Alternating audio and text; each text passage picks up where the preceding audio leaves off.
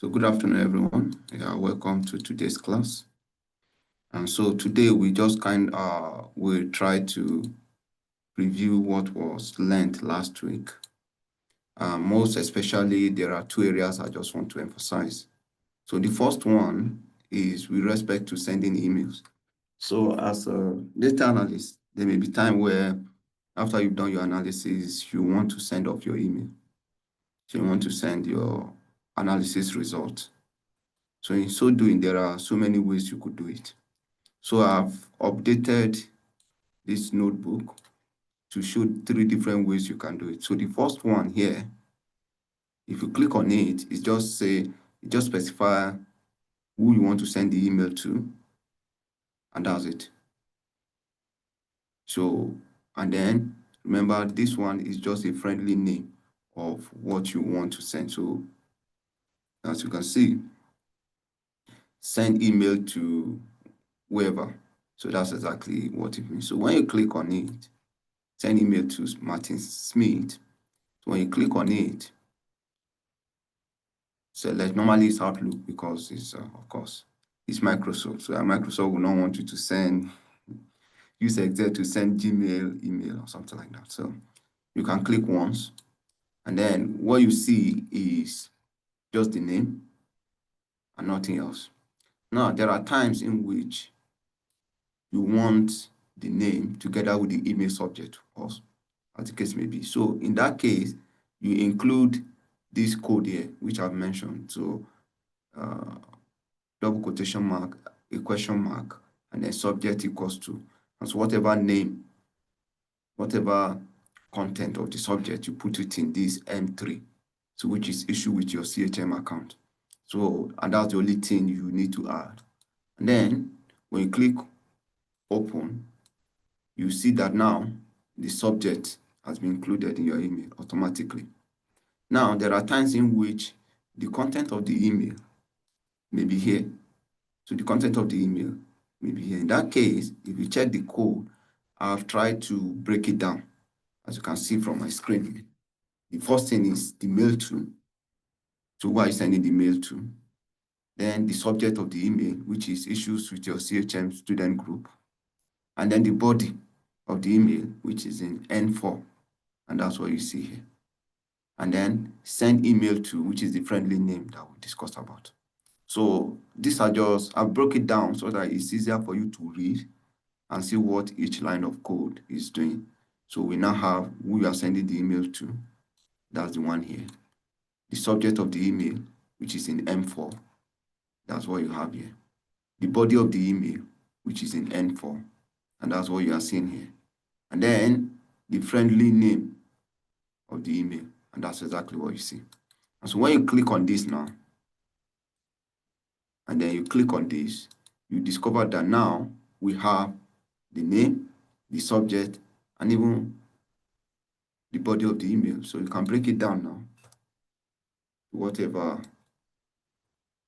you want. And then you send off your email. So this is just a simple, so when you do this, there's no way you can make mistakes sending the wrong email to anybody. Do you get the concept? So one of the issues people have is sending wrong email to wrong. It's a very serious issue in the corporate world. So one way to avoid that is to include this kind of thing. So it's nearly impossible for you, except your formula is incorrect or inconsistent. But surely, it's not possible for you to send the wrong email to someone. And so that's why we typically use this approach to kind of refine our email. And then the next thing we treated last week is the sum ifs, the average ifs, and all that. So I'll just focus on the sum if using the two methods. Remember that when we're doing the sum if, we click on this, and then we go to formula, and then we type sum if. So I'll just use the sum if to just kind of explain. Click go, and then click on this and click OK. So now in the sum if only use one criteria. That's why it's just singular. Sum if. So the range, the criteria range, the criteria and the sum range. So I will just explain that using the filter. So what I will do is, let me use the sniping tool to create this.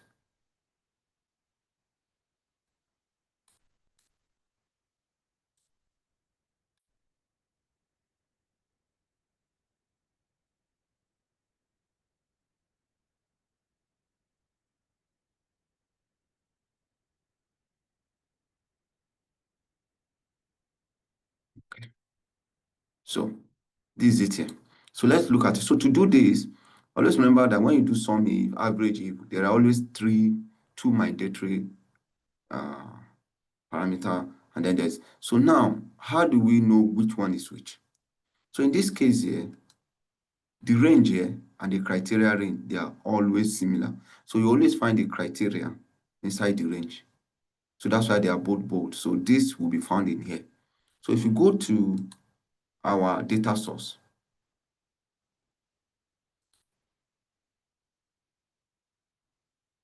yeah, this is what I'm looking for. If you go to our data source, so let me,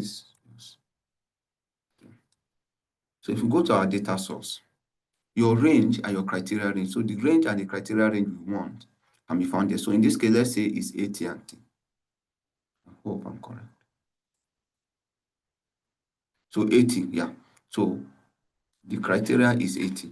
So what you need to do is that always remember that for the range will be found, the criteria will be found in this range. So in this case here, this is the column here. So this range is this entire column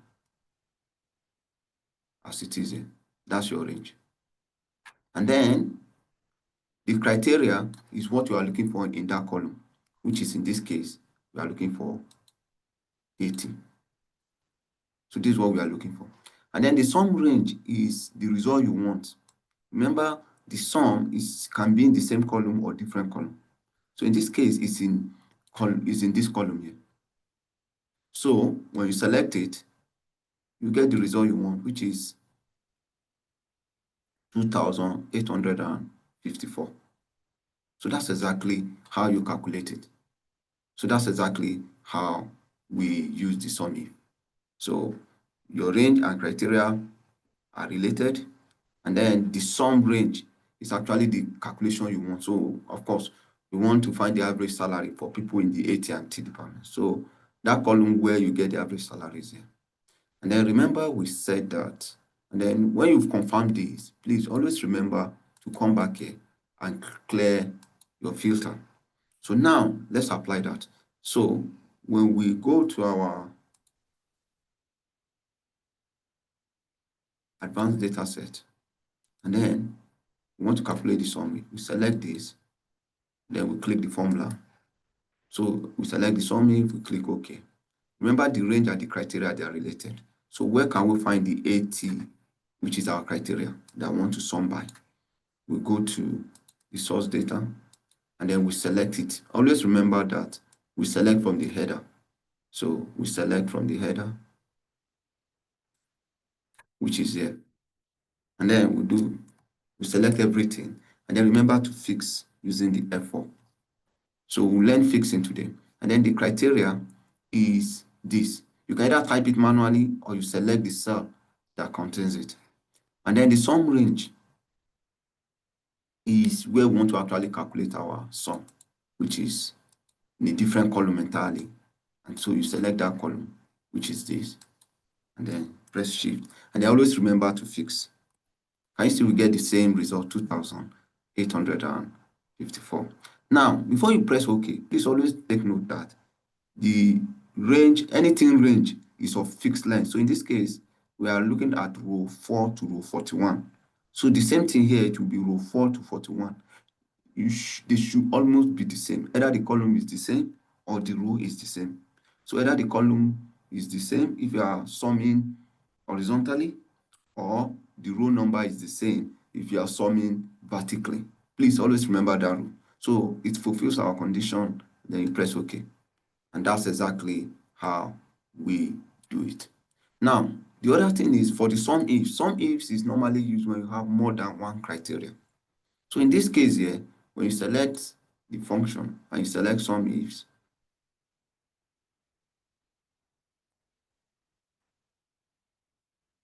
what do? We click OK. And then always remember that the sum range is the first thing that comes first. So that sum range is what the column where you actually want to do the sum. So in this case here, the sum range is this column here. So you select the sum range. And then remember to fix it. And then the criteria range and criteria will now follow after. So always remember that the criteria 1 will be found in criteria range 1. So the first thing is you select criteria range 1. Where will you find the criteria? And that's where we have here. You go here and select the column that contains your criteria or your search item. Select it and then remember to also fix it. Now, you now select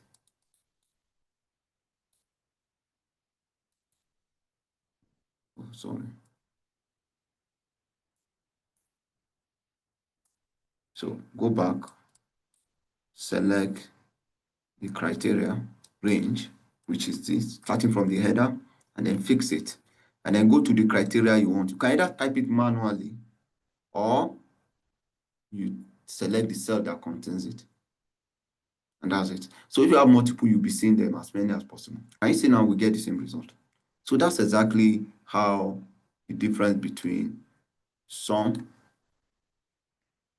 if and some ifs, as the case may be. It's very important you understand the distinction between those two. So, and that takes us to our lesson for today.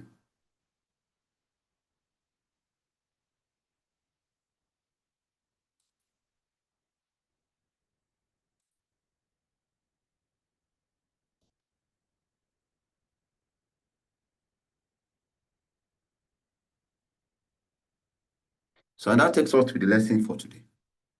And so today, we'll be dealing with wildcard characters. So what are wildcard?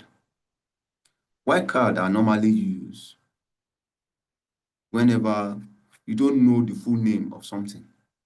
For example, you want to search for frame in this column.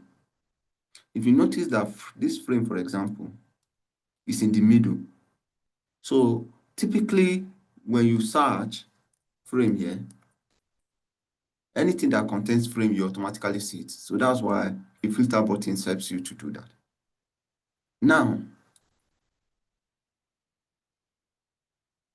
when you do that, you discover that there are frame in the middle, there are frame at the end, as you can see here.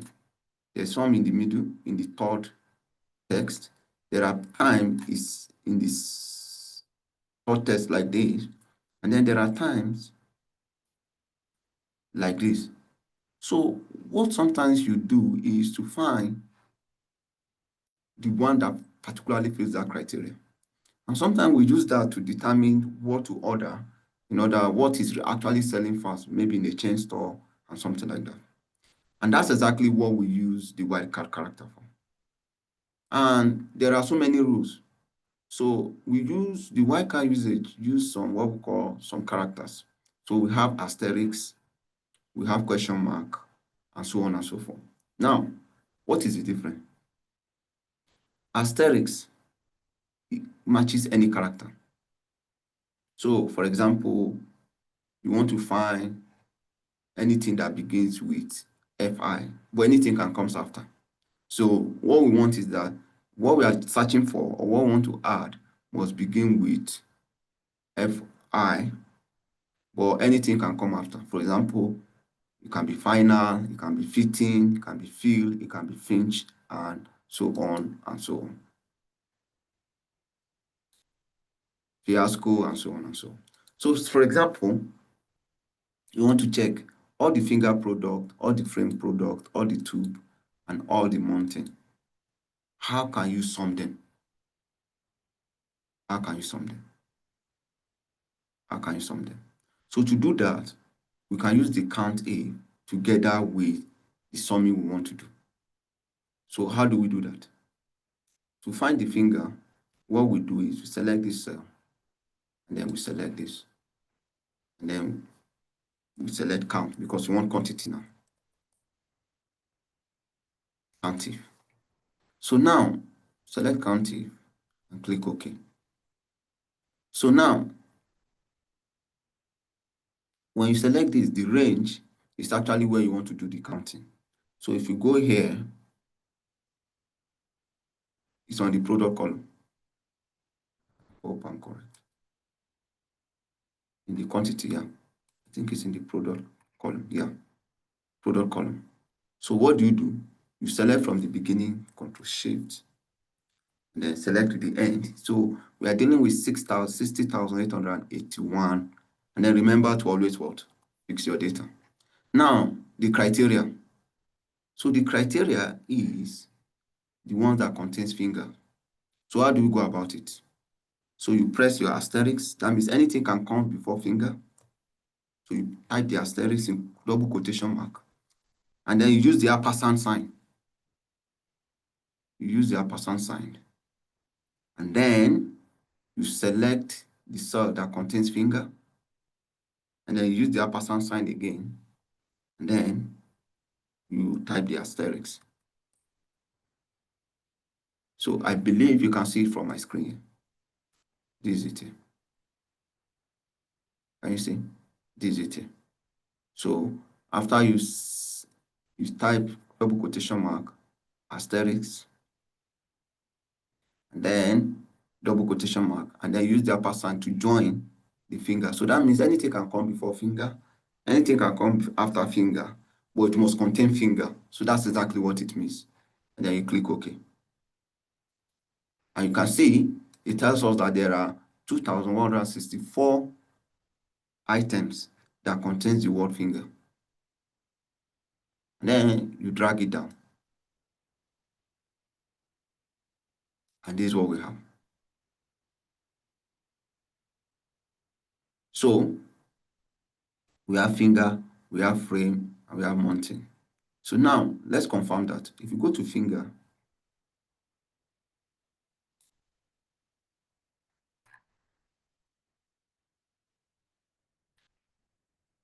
and you just type using text filter, and then you select contains.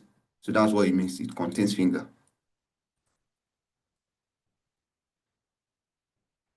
Something like that. And these are all we have here. And you see we have 2,164. Can you see? We have 2,164 records. So if you select this, Control Shift down, can you see we have 2,164? And that's exactly matches our result here. So that's exactly how we typically use to filter based on certain criteria. So now, after you've done that,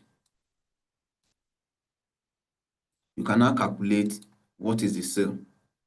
So in that case, you use sum. Remember, you use sum to calculate the sale amount. So what you do is select this, and then use sum if, click OK. So the range and the criteria, remember it said it's always related. So you go to here and select the range, and then fix it. And then the criteria is anything can come before fingers. So you put double quotation mark, and then asterisk, and then close with double quotation mark. And then you use the ampersand sign. You say, okay, anything can come before finger, but it must contain finger. So you select finger, and then you use the ampersand sign to also say anything can come after finger. But the most important thing is it must contain finger. And then the next thing is the sum range. Where do you want to sum? We want to sum the sales column. And the sales column is here. Can you see? The sales column is here. So always remember to start from the header, press Shift down, and then fix it.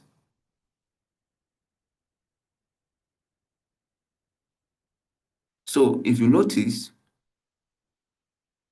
the row number is consistent, 1, 1, and then 60,881, 60,881. And then it gives us this one. It gives us this result. Then you press OK. And then you see that we get 362,911.09 pounds. And then you draw it to the right. And then you notice that this is what we get at the end of the day. So from here, we discover that, what do you notice about this analysis? That mountain product is the one that drives the high sales in this company. That's exactly what you see. And so whenever you do this formula, please always confirm. So here we get 362,911. So if you go back to our just press Control up, you go to the beginning, then click on here, and then go to text filter, and then contains. That's what we did. And then we type finger. We press OK. It automatically filter. By the time we sum all this, you see that we got 362,911.09. So any calculation you do using sum, you can always confirm using the filter. And that's the good thing about it. So you are sure that your analysis is accurate. And that's exactly what you do. And when you are done with that, please always remember to clear your filter. So that's exactly how we use the asterisk. Now, there are situations where the item begins with HL, LL, and all that. And then anything can come after. So if you look at it here, in the wildcard character, you go to the product column. It's always use Control and Alt button. And then you come here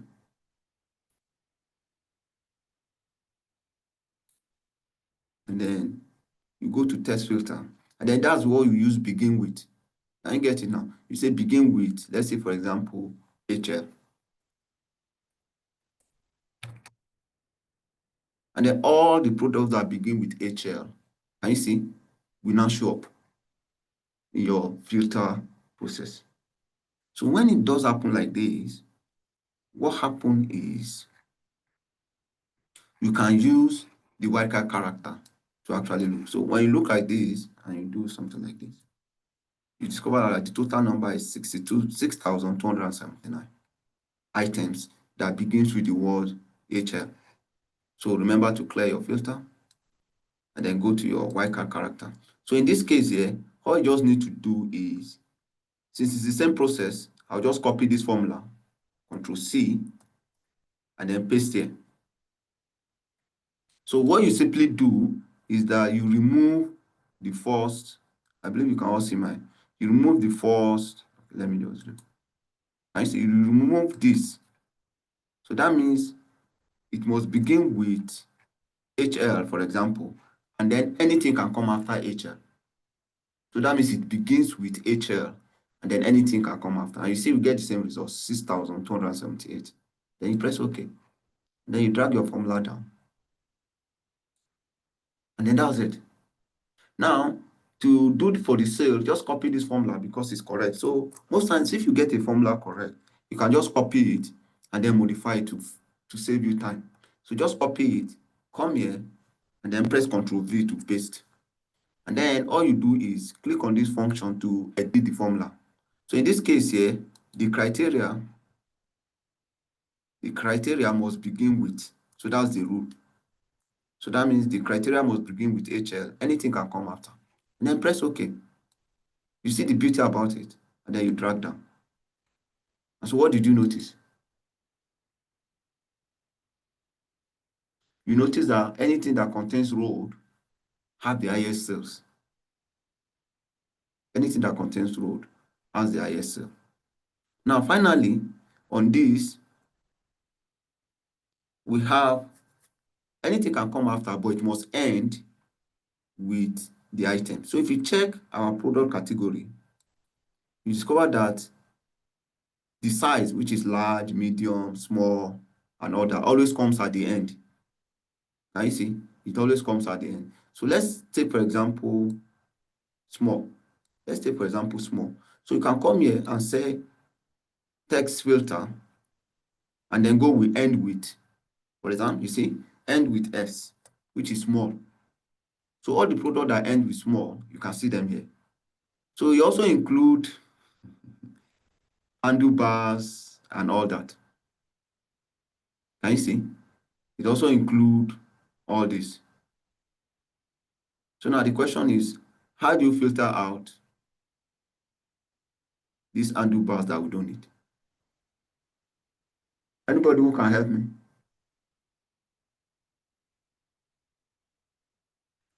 Okay, let me show you. So what you do is click on here. If you notice that the ones that we need have a comma and then a space and then capital S. Did you notice that? A comma, a space, and capital S. So all you need to do is click on here, go to the text filter, end with, and then just specify it. So comma, and then a space, and then click OK. Can you see? Automatically, it will filter all the small. You want me to repeat it again? Just raise up your hand if you want me to repeat the process again. So, what did I do? So we want all the products, okay, thank you. All the products that are small, the size is small. So what do? If you notice the ones we need, previously, let me go back.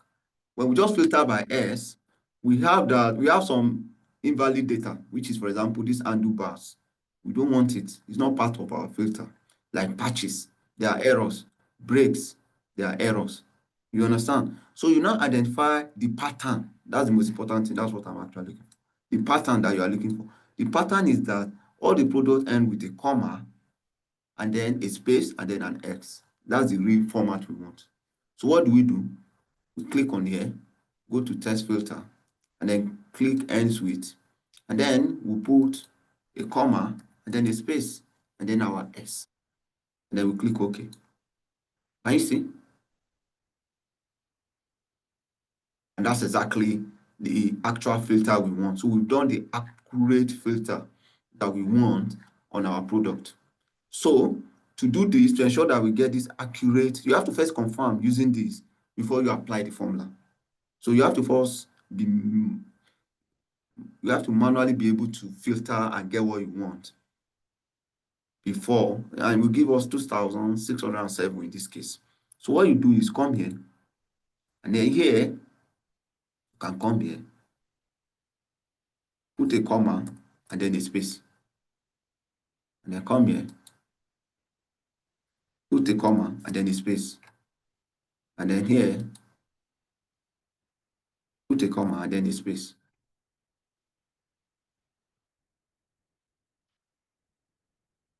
A comma, and then a space, so that we're able to extract the actual data that we want. And then you go to the remaining size, which is 38, 40, and all that. You see how they are. Be sure that you are able to manually. So come here. The first thing is you just say ends with, and then select, let's say 38 as a test case. And then click OK. Can you see also that for all the other sides, there's a comma, and then a space, and then the number? Can you see? There's a comma and a space, and then the number. So what you do is you come here, and then ensure that you're able to manually do that. So now, the question is, you don't want to manually be typing this. How do you go about it? Let me show you one shortcut you will do. You simply say equals to, you put in quotation mark, comma, and then a space, and then you close it with quotation mark. And then you use the ampersand sign, and then you select this cell. And then you get what you need here. Drag the formula down. Can you see? I'll be able to solve it. Then copy it, and then come here, right click and paste as values. And that's it. And then you can delete this. Can you see? We solved the problem. So let me repeat again. Control Z. So let me start from here. So how do you do it? So you want everything will have a comma, a space, and then the number. I don't want to be doing it manually because it's time consuming. So what do? You type equals to, you put a quotation mark, you put a space, you put the comma, then you put the space, then you end it with a quotation mark, and then you use the ampersand sign, and then select the text. And then you press enter. And then automatically, you've added what you need. Then you drag it down, and then you copy it to C, and then come here, right click and paste as values. Please, not as formula, as values. And that was it here. And then you can delete this one. You don't need it. And so you've implement what you want to do. So all the remaining thing is as simple as you want it. So all you need to do is select this, Control C. Remember, we've done it before. Come here, right click, and then paste as function, please. And then here, what do? We want the one that ends. So in this case, anything can come before, but it must end. So in this case, we do quotation mark, asterisk, quotation mark, and then the ampersand sign. So that means anything can come before, but it must all end with this. And then you press enter. Can you see? We get what we want. So because we've gotten the first one, you can drag it down, or you can double click, and then we've applied for the rest. So you can also select this, go to your home, and then use the comma to separate it. And then remember, you can reduce the number of decimal places, so it's easier to read. So what did you notice here? You notice that size 44 and 48 are your major customers. And you also notice that small, medium, and large is relatively in between. So they are evenly split. Now, to do the sum, just copy the formula. That's the beauty about it. If you got in one formula correctly, just copy that formula and then copy and paste and modify. So you paste it here, Control V, or you can right click and paste as function. And then this time around, as usual, remove the wildcard character. Just what I normally do is I just copy it like this, Control X, paste it in the front, and then use the ampersand sign. As simple as that. And then press enter. And that's what we have here. So, and then put the comma, and then double click. So when you get something like this, it's not that you have an error. Please, just adjust the width of your column, and then you see everything. So from here, what do you notice? You notice that size 48, size 42, and size 38 gives the highest sales in this company. And that's a good thing. And then the last but not the least, you want to see the color of products that sells most. So it could be that you want to analyze and say, okay, what is it, black product or red or silver or yellow or blue that sells most in this company? So what you need to do is that you just copy the first one, which you've done already correctly, copy it, Control C, come down, because we've taken pains to write this formula correctly. So we don't have a problem. Just come here, right click, and then paste as function. It gives you the result automatically. And then, in fact, you could copy the two formula. So copy the two formula, Control C, and then come here, and then paste as function. And then you get the two results. And then, the good thing also is that you could copy this, and then select the entire cell, right click, and then click apply function. And then you get the same result. And then you could select this now and put your comma. And then reduce the 0, which you don't need for the item. And so What does this tells you? Product with black color sells the most, 47 million. 47 million. Then followed by red and yellow, followed by silver. So that's exactly some of the analysis you've seen. So from here, you automatically see that products that are black are the product that's, of course, most sportmen wear black a lot. So black products, actually, people that cycles and all most things, they wear black. So, and that's exactly what you say here. So black product actually sells the most. So that's how you could do what we call insight data intelligence. So you could look at your data and get some intelligence about the product of your data, which is very useful and which is also presentable. So that's exactly how it is done. And then we move to the next thing, which is working with data. Sometimes, as much as possible, as a data analyst, you try as much as possible not to use your brain. Sorry to use that. And the reason being that so many things may happen to you on your way to work. Your wife or your husband may make you angry. Someone, a very careless driver, may annoy you on your way to work. Or your fellow colleague may just annoy you on the day of work. So many things could happen. So in that scenario, you are not in your best state of mind. Let me use that word. So even sometimes you may do 2 plus 2 on your head and you say 5 because you are not in your best state of mind. So as a consequence, it's always good to use formulas in Excel to know some certain things, especially sometimes you think it's a Tuesday, but it's actually a Monday. Sometimes the day looks like Friday, but it's actually a Wednesday. So you don't want to use that kind of judgment, you understand, to actually work in the office. So to create a useful date in the office, the easiest way is to type equals to date and then specify the year. So in this case, let me say today, 2023, and then comma. The month is March, which is 03. And then the day is 17th March, so 7. And then you close it and press enter. And then it gives you a proper day. It gives you a proper day. And that's exactly what you see.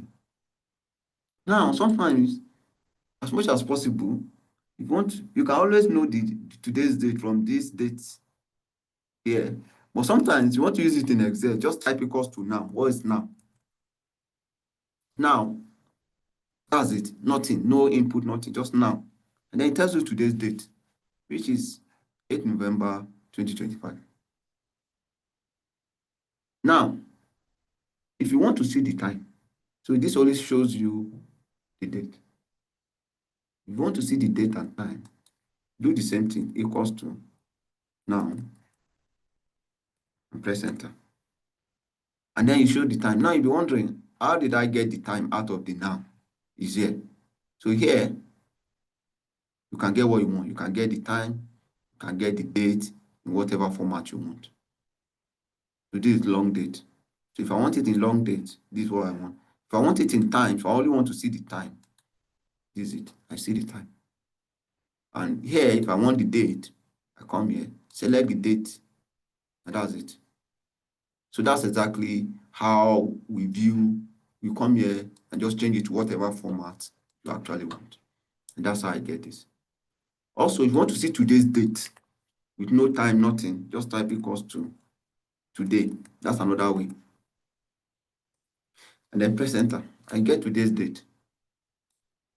You get today's date. So anytime you want to know the day you are working on it, just type either now or today as a function. And that's exactly what you have today. Now, sometimes you can, if you want to convert a text, so sometimes, for example, this is actually a text. Can you see it's a text? So it's not an actual date. but you want to ensure that you are looking at a date. So you can convert it to a date. So we use what we call date value. So we simply type equals to date value. And then we select the text. And then we press enter. And then now it's now properly, if you check now, this is a proper date and this is a text. So now this is actually a date and then it will work as expected. Now the most important thing is when you are calculating difference between two dates. So there are so many ways. So you can either want to know the difference between two dates as a year, the number of months, or even the number of days. So there are three options you have. So let's say, for example, you have, it's always good, especially when you don't know whether in between the period, how many leap years you want and you have. So you cannot use your head to calculate this. So we have someone that is born on 21st February 2015. And let's say this is today's date. Then, oh, what a coincidence. So this is today's date. And then you want to find the difference in year between these two dates. Please, of course, you can easily see this and say 10 years. But please don't do that in the office. Use what we call the dative. The funny thing about the dative is it does not exist. So if you type equals to date, you never see it. It doesn't exist. It's hidden. So you have to remember it. So I call it date div. And then when you press open, the formula is, you also not get guide on what you need, but the most important thing is the first thing you select is the starting date, and then you put a comma, then the ending date. So that's the starting and the ending. You put a comma, and then the resolution, the unit, is it in year, is it in months, or is it in days? So in this case, it's in year, so you put Y. So you calculate how many years between these two dates. And of course, you're expected to see 10. And that's what you have. 10 years in between these two dates. Now, what of the month? See, that one is quite difficult. So how do you do that? The only difference is you copy this date. I just copy it. And then change the year, the Y to M. So that's just the difference. Just change the Y to M. Can you see? Just change the Y to M. Then to count how many months between those two dates. And you see, it's 120. Now, if I change this to, which of course, that's 12 times 10 years now, to 11, it gives you a different result, which is 128 months between these two days. Now, where we normally use it, most of the time, is to calculate the day. So what is the number of days between this date and let's say the second date? This is the beginning, this is the ending date. So all you need to do is select this again, paste it, and then this time around, you change the M to D. So it will calculate how many days in between those two. And then you press enter. And you see, it's 3,913. 3,913 days between those two dates. And then there are other ones. So you can extract the day,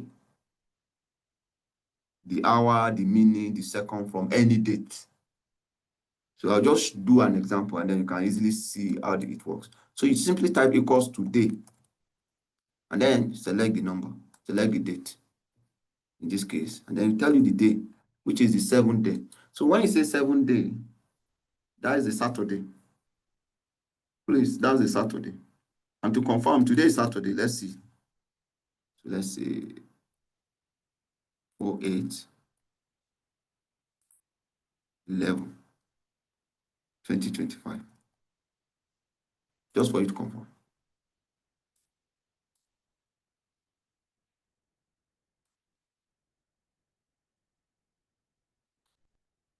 Yeah, it extracts the 8th day from the date.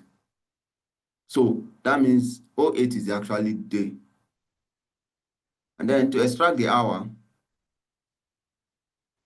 we want to extract the hour from this date. The hour is 13. So in that case, you simply say equals to hour and then select it. So we use it to extract the hour that we need, which is 13. So you can use it to extract the minute, which is 30, and then you can use it to extract the seconds, which is 44. Now, the other thing we can also do is extract the minutes, the seconds, and all that. Now, the last thing we want to learn is the weekday. So for any date, you can always know the weekday from the date. So you don't need to check your calendar. So to know the weekday, which of course we know is the 7th day of the week, which is Saturday, which is the last day. All you need to do is you simply say equals to weekday, and then select the date. And then it's 7. So what does that 7 tells you? 7 tells me that, oh, sorry.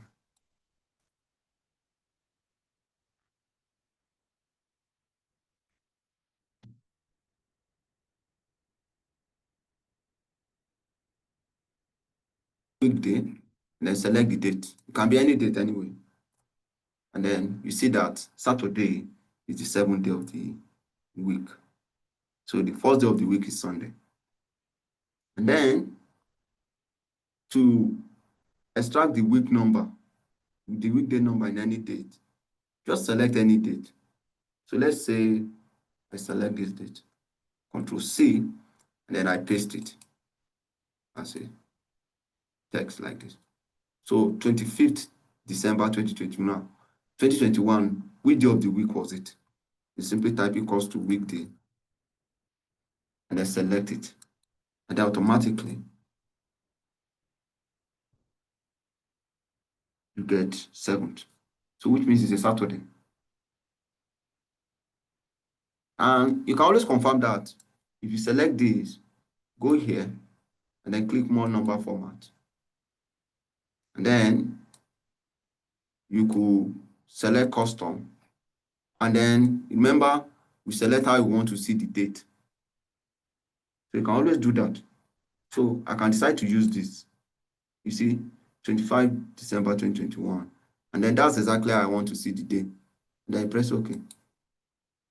And then you see 25 December 2021. And that's it. So you can, and then remember, we can use the text to actually see it. So all you need to do is type equals to, remember, text, and then select this, and then comma. You select the format you want to see the day, 3D, and that's it. And then maybe you can now format the others to be dd underscore month underscore year. Oh. And then this 3D will give us in 3 character format. And then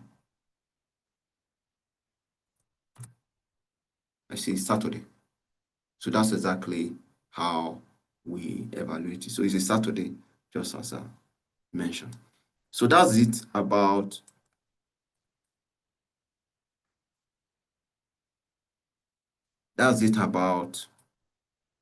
working with date. Now, before we go for our break, you see I keep talking about arrays. So as much as possible as a data analyst, you'll be working with arrays. We say a lot. So we've been working with just one dimensional array, that means one column array. So all you need to know, all you need to remember is that array is simply a block. So in this case here, this array contains 8 columns. You always know how many columns you've selected. Please always check here to see the status of the data you've selected. So in this case, I've selected 8 columns. So this array I've selected is 8 columns, 1 row. Now when I go down, I have 8 columns, 11 rows. And that's it. So this array block that I've selected in Excel is simply from D5 to K15. So that's how we represent arrays. So that means this entire array in Excel is represented by the start here at this angle. So let me color it yellow. And then the end here, which is also this yellow. So that's exactly how we represent the array. So from here to here is what gives us the array. So this D5 is for this yellow, and this K15 is for this. So that's how we typically get our array block. But sometimes there are some special rules. Remember, I told you last time that the number of rows, the maximum number of rows in Excel is actually 1,048,576 for every sheet in Excel. That's the maximum. And the maximum column, which is this, is 16,384. So there are times in which you want to select all the data in a particular column. So all the rows in a particular column. So for example, I want to select all the rows in column A to C. So that means all the entire row from column A to C. To do that, I simply type A to C. So what this A to C means that all the rows between column A and column C. And then 3 to 5 is used to select all the columns in row 3 and 5. So when I come here and I select 3 to 5, so that means I'm selecting all the columns between row 3 to 5. So that's exactly how we do it. So sometimes that's the best way we select our data, the column or the row. And then remember, we'll be talking about $sign. So $sign is used whenever you want. You know, Excel is quite funny. So if you say, if you type 1 here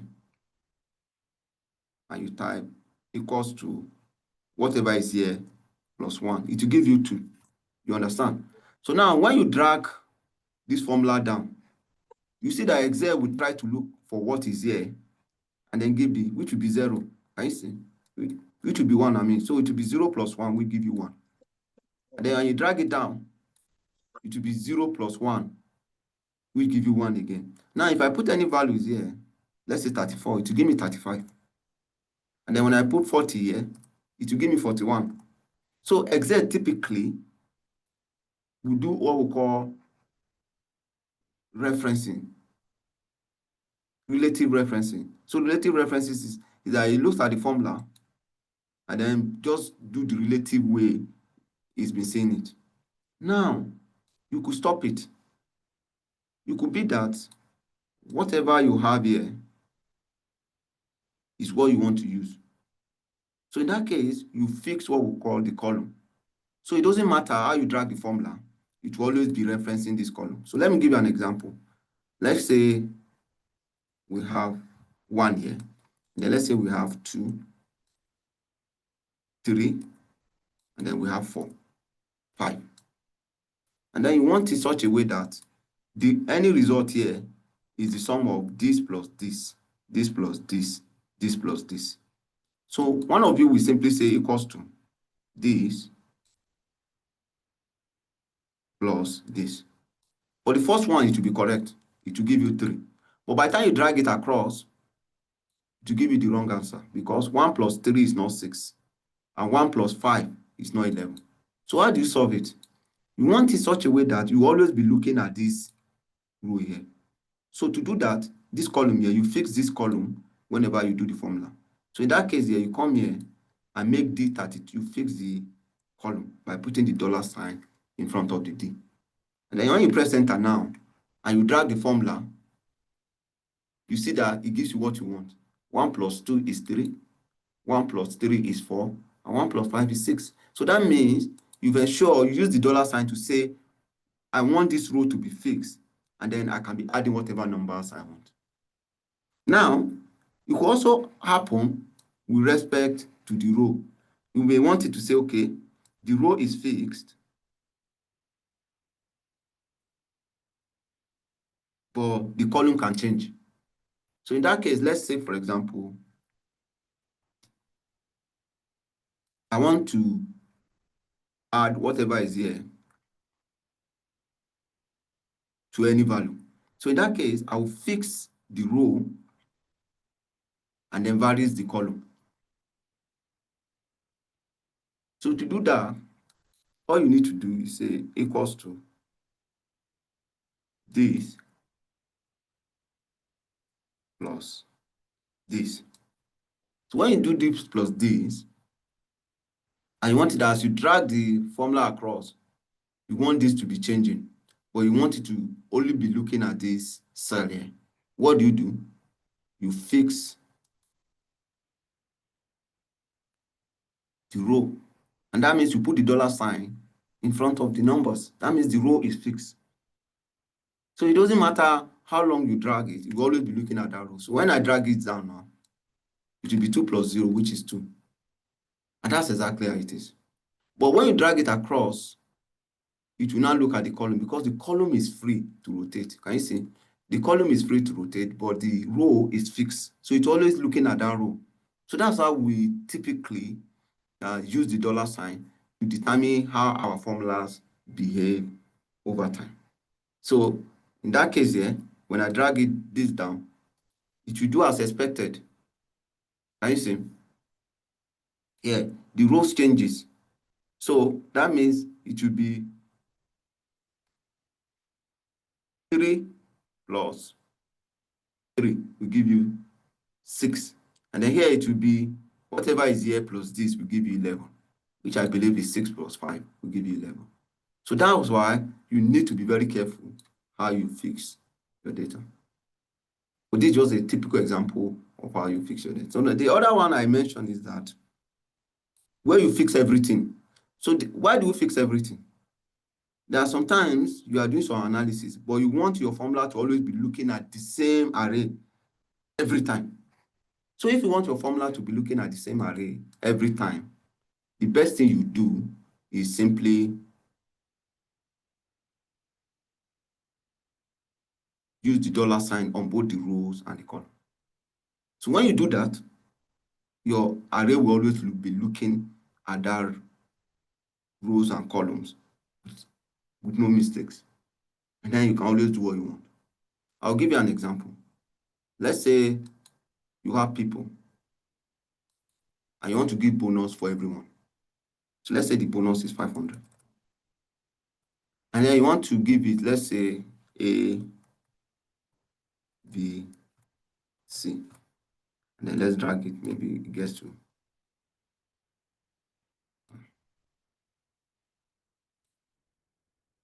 Okay, let's stop here. So you want that everybody here should get that bonus. So all you need to do is simply say equals to, and then select this, and then fix it so that everybody will get the same thing, which is 500. So when you drag this down, it will always be 500 for everyone. So the reason being that you fix this cell or this column or this row to always be looking at that formula. And that's exactly how it works. So, and that's why as a data analyst, you must know the difference between this, how to fix the column, how to fix the row, or how to fix the entire array. It's very, very important. It's very, very important. And so where the dollar sign is, always remember that that is the column or row that will be fixed. In this case, the column is fixed. In this case, the row is fixed. In this case, both the row and the column are fixed. Now let's say a practical application. Here it is. Let's say you're a teacher. I believe some of you are a teacher. And you have this score of your student. And based on this score, you want to give it a grade. And of course, you have the grade here. From here now, you know that this person got an A. So we use what we call lookup to do that. So to do lookup, you click on this, and then you type lookup. And click go. Click OK. So in the lookup, shouldn't be. Select this function, lookup, click OK. So in the lookup, always use the second one. Always use the second one. the lookup. Okay, let me use the first one, but both can be used. So if you use the first one, you click, that means you have the lookup value, the lookup vector, and the result vector. Click OK. So the lookup value, always remember, is what you want to calculate, which is 93, and is here. So now, you remember that this column is fixed. So that means you have to put the $sign in front of the E. But the row can change.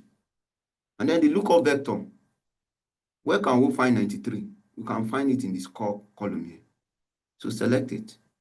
And then fix everything using the F4. And then the result you want, the grade, is in this column here. Then you select it. And then you fix it. Please always remember, as a rule again, because we are dealing with column vectors, we have 8, 8, 13, 13. And then you see that the result is automatically given. A, which is what is expected. And that's it. And then you double click on it. And then you get what you want. By the time you go to the last one, you discover that your formula works correctly. 55 is C, 92 is A.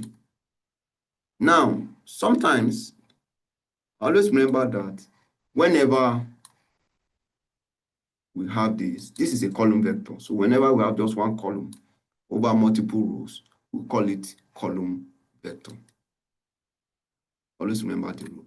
And then when it's one row spread across multiple columns, we call it row vector. Then when it's multiple rows and multiple columns, we call it array. But Excel sometimes call vectors, it's column vectors and row vectors, it calls them array also. Please always take note of that. Now, you'll be wondering, why didn't I use the second formula? So now, for the second formula, remember, for the second formula, you click on the function, and then you click on lookup, and you click on go.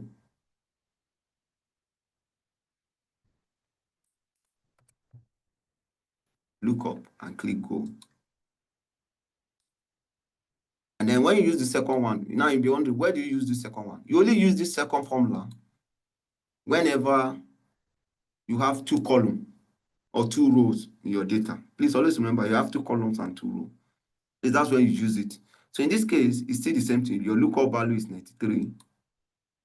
And then you fix it, because when you drag the formula down, the first thing that happens is what is fixed and what varies. So when you drag the formula down, the column is fixed, but the rows keep changing. So whatever is fixed, you put your $sign in front, which is the column. And then this time around, you select the two array. So it has to be two arrays, that's all. So that's why it's called array, not vector. So that means you select two vectors, which makes an array. And then you fix it. And then you get the result again. You click OK. And then when you double click, you get the same result as before. So always know the difference between those two. Please always know the difference between those two. When you use the second formula, you are selecting two columns array or two rows array. It has to be any of those two. And then you get what you want.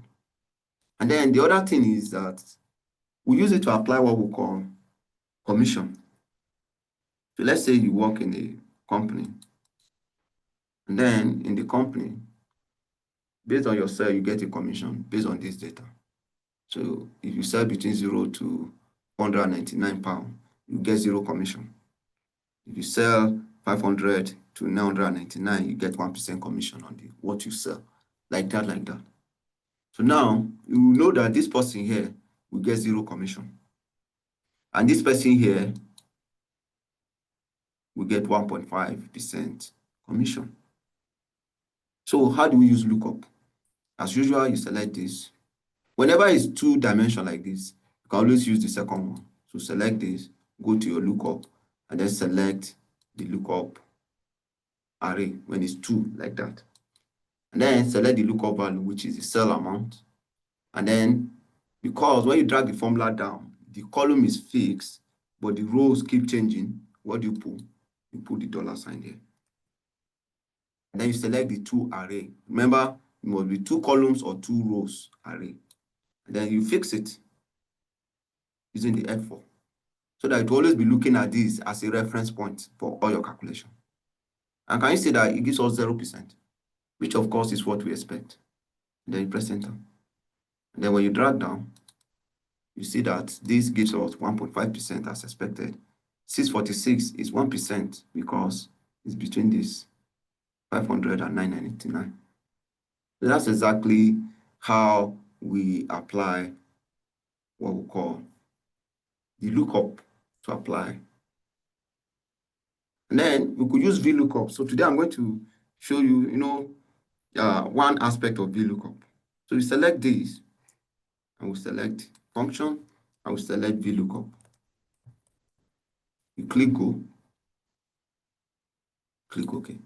So when you do VLOOKUP, the lookup array still remains the same, which is this. Because we'll be dragging the formula down, please remember we fix the column. And then the table array, this is the entire table array.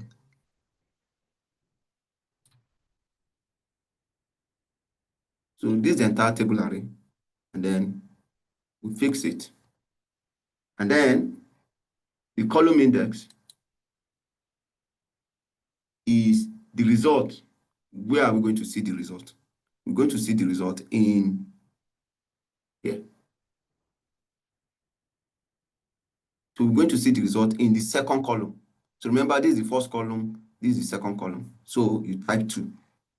Now the range lookup. Now in this case, we use what we call the approximate search. So and the reason why we use the approximate search is because it approximates to the nearest small number. So and that's why we type true in this case. So the reason why we type true is that if you are looking at 393, that is approximately 0 because it's less than 500, so it's 0.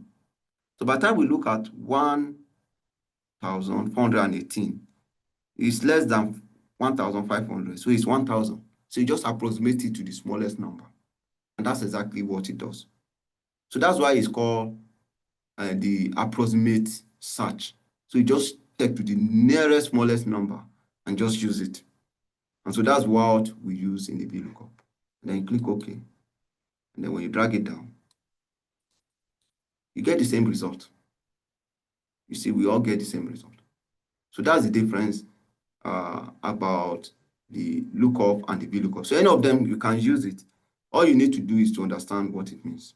And then all the other things is simply to calculate the commission amount, which is simply the sell amount times your commission. As simple as that. So now the sell amount, the column is fixed, so we put the $sign. And then the commission, I can use any of those two. I'll use this one. The column is also fixed, so you put the $sign in front of the F. And then you press enter. So this person gets 0 pounds. This person gets 21, like that.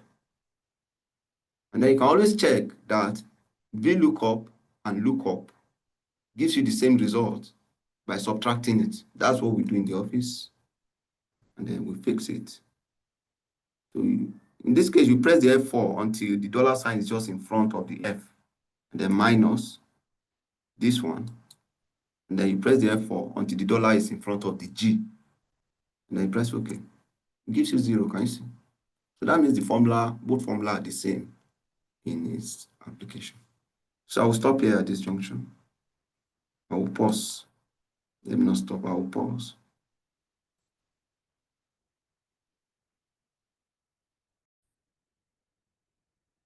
Okay. So we're done with lookup. So what we just did is a gentle introduction.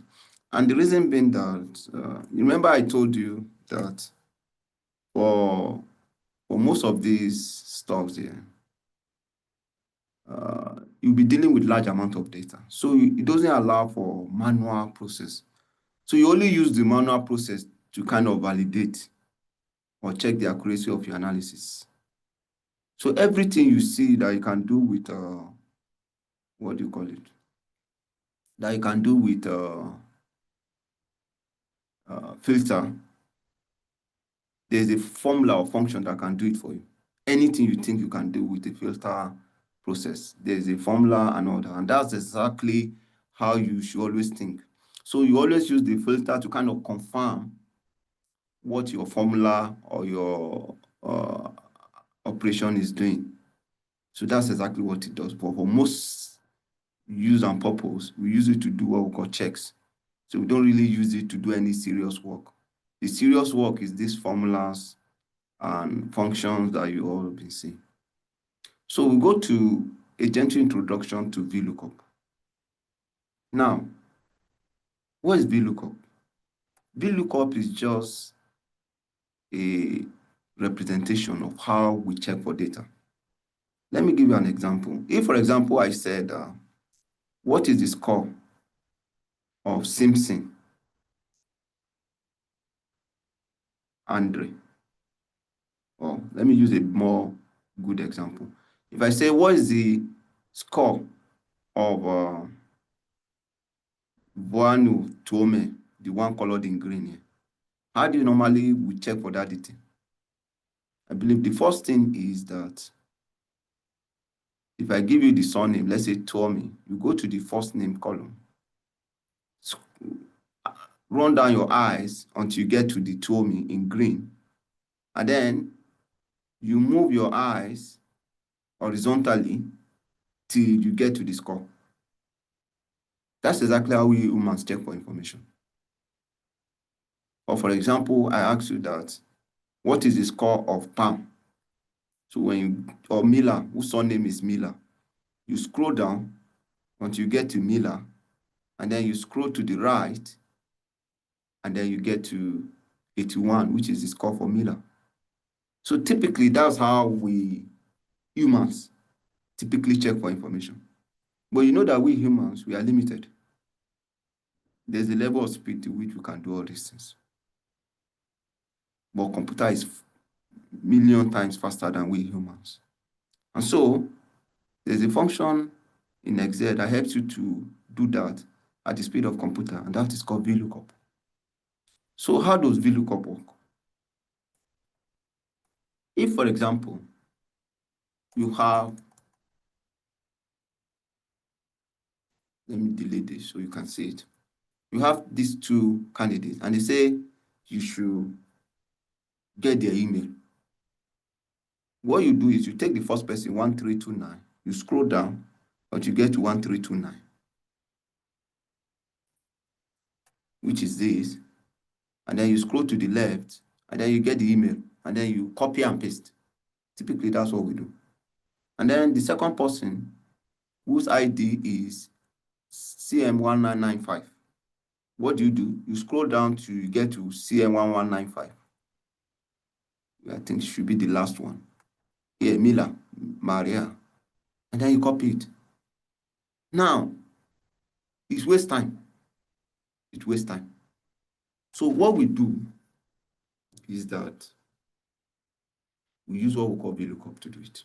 So how does VLOOKUP work? So I'll show you an example. So you go to your function and you type VLOOKUP. So I'll go through the process today slowly, and then select the VLOOKUP function. That's like, it's used to look up data with the speed of a computer. So the lookup value. So the lookup value is this. Is this. This is the lookup value. So select the lookup value. And then the table array. So the table array will contain the lookup value and the result you are looking for, which is in this case, the email address. Now, as a rule, please always select the entire data and allow room for expansion. We treat that when we're doing our project. So what you do is you select the table array. So when they say array, please always remember the arrays means multiple rows and possible multiple columns. That's what an array means. So in this case, you select the entire array, including the one. So as a rule, always select the entire data. but you should give allowance. We'll learn more of that later on. And then you fix it so that the data you are looking for is fixed, so the computer knows where to go at any time. Now, the other thing you also need is what is the column number of the result you are looking for. In this case, the email column is in the 4th column. Email is in the 4th column. So you type 4. So that's where you see the result. And then the range lookup. So you want it to match exactly. You remember when we typed true previously, it looks for approximate, closest to the smallest number. So in this case, you want the exact match so that if there's a mistake, it should give you an error. So in that case, you type false. So false means that you should check the exact match. So they doesn't allow, so when you type exact match false, you don't allow room for error or for approximation or for closest value. So a capital A is different from small letter a, for example. So that's how powerful summing exact match looks like. And so you see you're already giving me the result I need, and then you press OK. As long as you follow this rule, you are good to go. Now, you can now drag the formula down to apply to this. So automatically it's going to pick up Maria. And then you can do it for different amount of data. That's VLOOKUP for you. That's exactly how VLOOKUP is used to quickly. And so I'll just show you how it is done. The first thing is the lookup value is what you are looking for, which is this. Then the second thing is the array, which is the entire data, where you find the lookup value and the result you are looking for. And then the last thing is the result you are looking for, which column is it? So in this case, it's in column 4. So and that's how you feed in all the necessary input for the computer to help you search for the information you are looking for. And if you do it with the speed of the computer, which is millions of times faster than you. So that's exactly how the VLOOKUP works in a nutshell. That marks the end of this training. Now, the additional thing I just want to emphasize is that you see on each workbook a green stuff like this. Please do it. So it's actually your workbook. So it's your practice book. So anywhere you see green or orange, anything that is colored, let me use that word. Any text that is colored, please practice it yourself and ensure you're able to do it. And then you will be able to, you need to transfer it to your workbook. We'll let it transfer next week by the grace of God. But for now, there are anyone that is colored green or is colored yellow or whatever. Please practice it and put it as part of your assignment. So that just kind of shows that you actually went back to do this, or you watch the video and you'll be able to actually do it. How to transfer it to your main workbook, I'm going to teach you next week by the grace of God. But for now, every colored tab, please just know that it will be marked. Every colored practice will be marked. And with that, we come to the end of this topic.